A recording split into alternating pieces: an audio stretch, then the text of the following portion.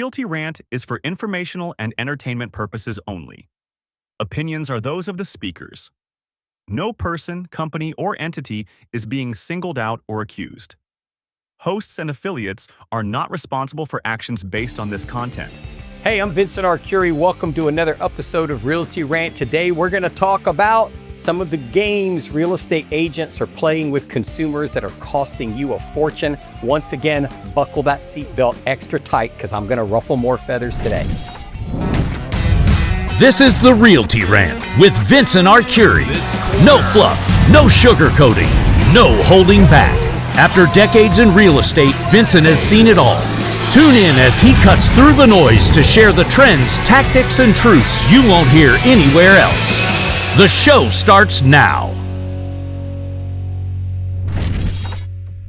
Well, here we go. People are always just assuming that everybody's doing the right thing by them. And, I get attacked a lot by my fellow agents for coming right out and being totally transparent about what's happening in the real estate industry.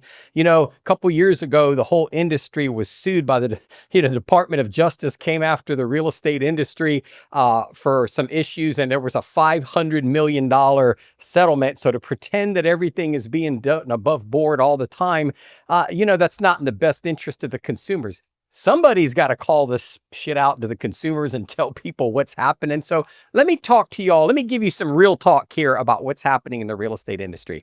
Many times consumers are interviewing multiple agents and they let the agents know that they're competing with other agents. And agents do a couple of things in this situation.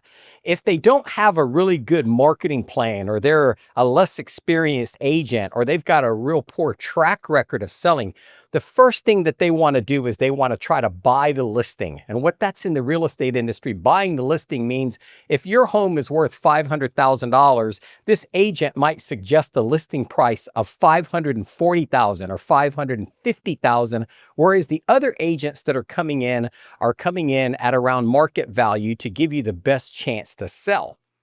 Now, what this does, buying the listing, people say, well, how is the real estate agent going to make any money buying the listing or jacking the price up? Well, let me tell you how. On the weekends, they're doing open houses on your home. Buyers are coming in and they want to buy a home, not yours. They're going to go down the street and buy one of my listings that are priced right. Now, that agent is earning a fee for helping that customer buy my listing. And the next week, he's going to do another open house, and maybe they're going to get 2 or 3 buyers that are looking to relocate to your area. And you know what? They're going to run the numbers and see that your home is overpriced, but that agent will take them on as a client, and they're using your home as the bait to bring in the customers so they could sell them other houses that are priced right. So that's one issue that consumers, I think they make a mistake not looking at the actual numbers. And you should list with an agent that gives you a justifiable, clearly understood market analysis, and understand that marketing is the driving force in getting homes sold in this market today. And what I mean by that is tactic number 2 that they come in with is, hey, I'm going to do it at a less commission than what my competitors are charging. Now, that's a touchy subject. Whoa, here's everybody. The lawyers are all sharpening their pencils on what Vince is going to say next. Every real estate agent is free to charge whatever they want. They can charge 0%, they can charge 10%, but as a consumer, you need to look at the marketing that agent is doing, because I know that I cannot do discount listing agreements with my clients because I'm doing color brochures, I'm doing direct mail, I'm sending packages to relocation companies, I'm sending packages to human resources at the different employment centers in Tampa for hospitals, for example, or relocation centers. You want to get this documentation to them, and that's not free. So when an agent typically says, well, I'm going to do it at a discount, my question when people ask me that is, what part of this marketing plan do you want me to cut out?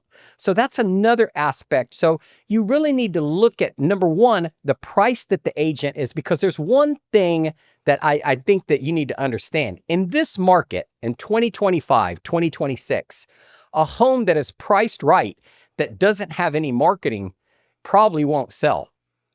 And if it's overpriced with all the marketing in the world, it's not going to sell.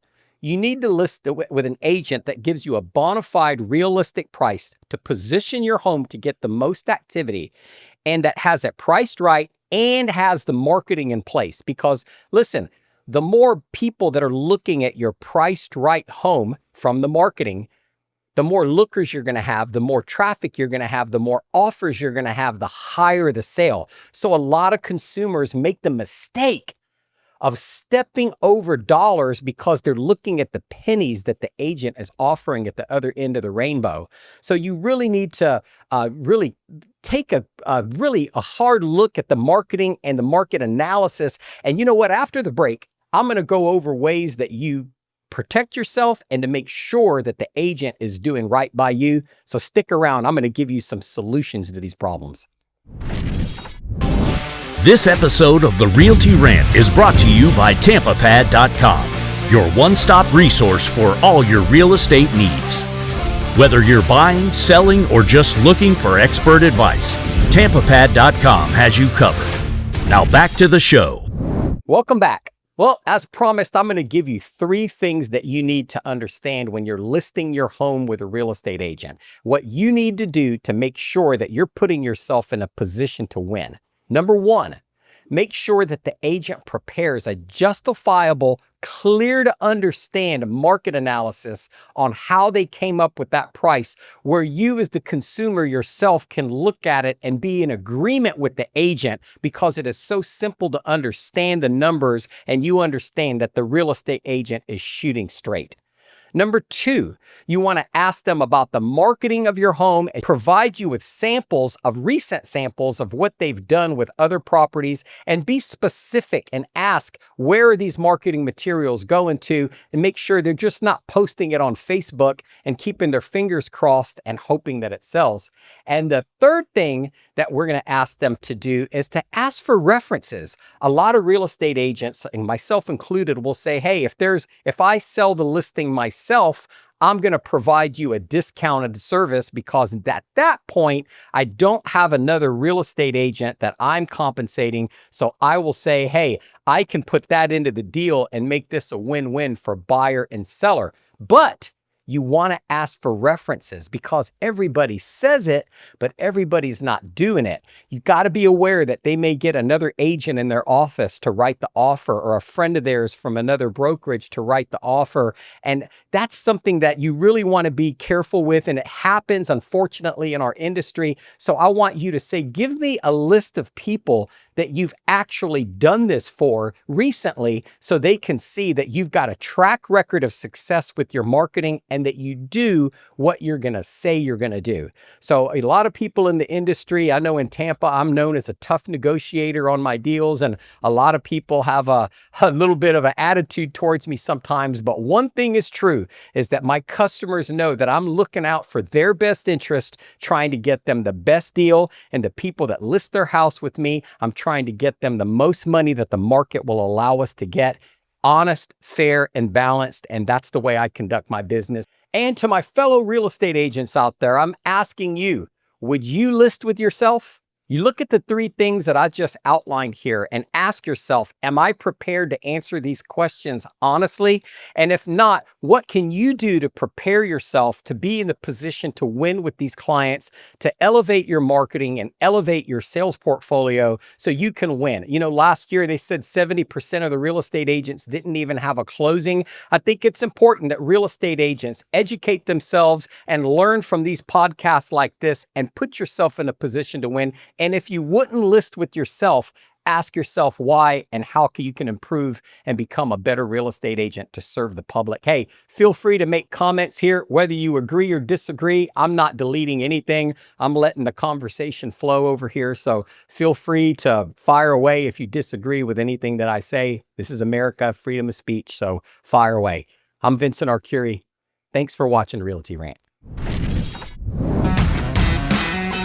That's it for this episode of the Realty Rant with your host, Vincent Arcuri.